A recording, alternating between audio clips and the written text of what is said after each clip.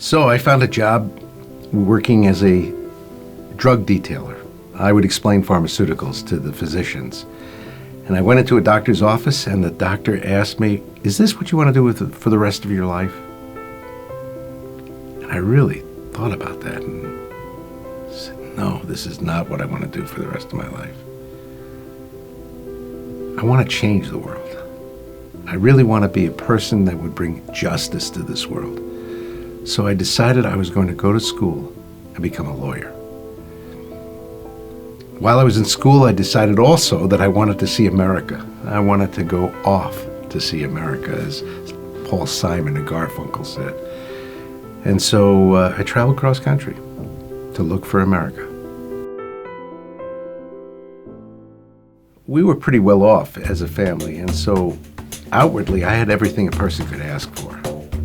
And yet within my very being, within my very heart was a restlessness. I was depressed, I was frustrated, I was looking for peace. I never had any long-term happiness. I didn't know where happiness could be found. I looked for it all kinds of places. And probably the thing that drove me most to distraction, to be completely upset, was the lack of justice in this world. I was really upset by that. That's why I wanted to become a lawyer, was I thought that maybe through law I could bring justice to this world. So I'm traveling cross country to see America. I come to this small town in Wisconsin. Actually, it wasn't that small. La Crosse, Wisconsin, right on the Mississippi River. I decided I was going to spend the night there, hang out, and make a mighty crossing of the Mississippi River. Jewish kid from New York crossing the Mississippi River. Going to the city, and there are a lot of bars in this town, and I was asked to jam with this band playing my harmonica, New Yorker playing blues harmonica.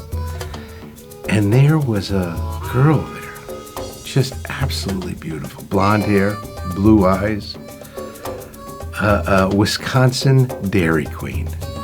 That's all I could think of. I mean, she was just beautiful. And moreover, she was fascinated with me. She thought I was great. Every story I told, she laughed at. She was just wonderful, kind, gracious.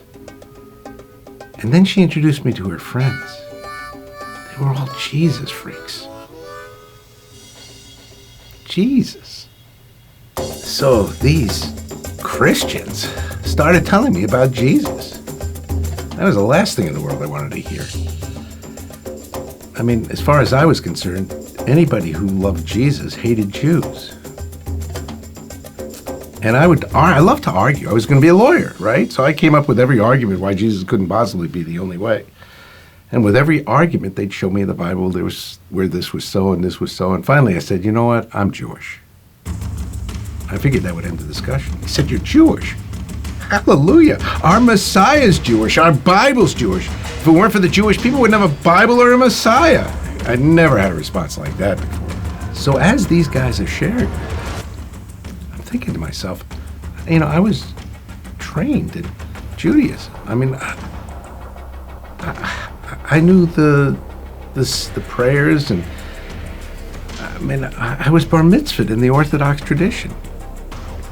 And yet here were Gentiles who knew more about the God of Abraham, Isaac, and Jacob, more about my God than I did. I thought to myself, what are these Gentiles doing with my God? They were on a first-name basis with him, it seemed. And that just confused me. So they said to me, you ask God, the God of Israel, if Jesus isn't the Messiah. I just wanted to get out of the conversation. I had enough of these guys. So I said, okay. And I muttered something under my breath as I was walking out the door. And I figured that would be that.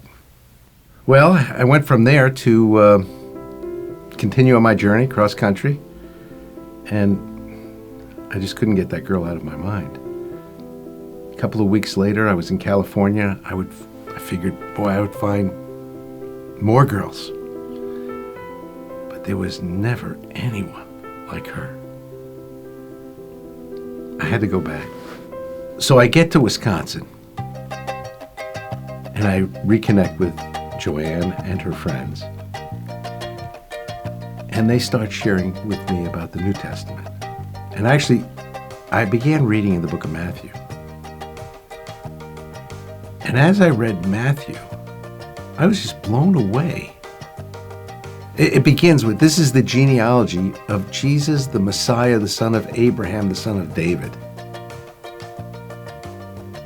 The more I read Matthew, the more Jewish it appeared. I mean, I always thought that the New Testament was like,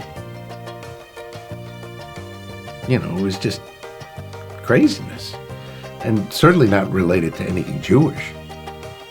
And yet, every page I was reading was Jewish. For the first time, I came to realize that Jesus was not Catholic. I had always thought he was Catholic. And as I read this, I was just amazed. So as I read in Matthew, I saw in Jesus, first of all, that he was Jewish, and he was dealing with injustice. And yet, as horribly he was being treated, he was kind, he was gracious, and yet he continued to love.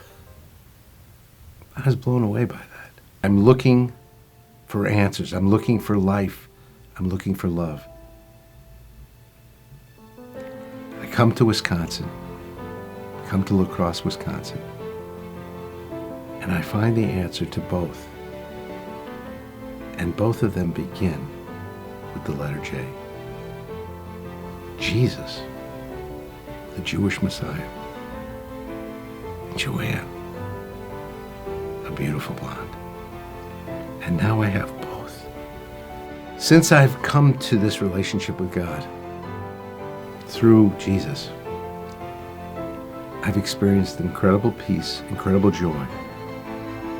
I also have come to understand what life is all about, and I'm able to share it with others.